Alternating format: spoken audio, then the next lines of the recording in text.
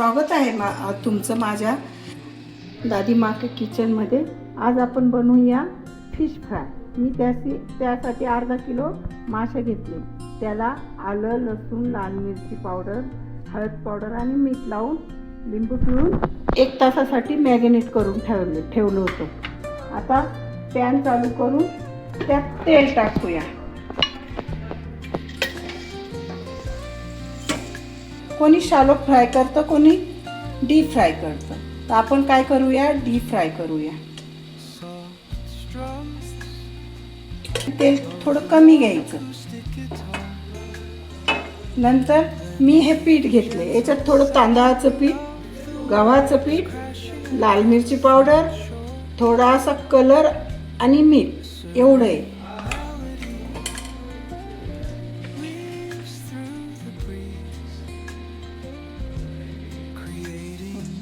आता आपलं तेल बऱ्यापैकी गरम झालेलं आहे।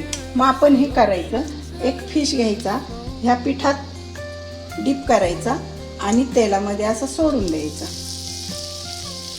असे आपण सगळे पीस टाकूया।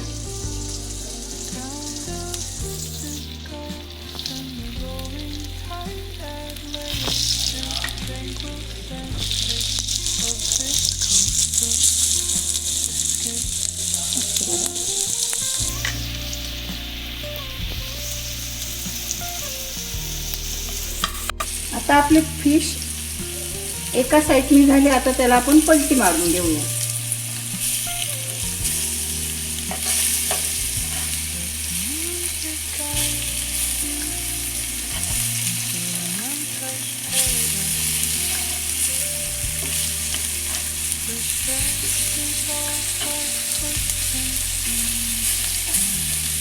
आता याला मंद आचेवरती 5 मिनिटं ठेवूया। हे आपली मासे आता फ्राय करून पूर्ण झालेले। आपण आता सर्व करूया। तयार आहे आपली खाण्यासाठी फिश फ्राय। या खायला आवडल्यास फॉलो करा, सबस्क्राईब करा, कमेंट करा, लाईक करा।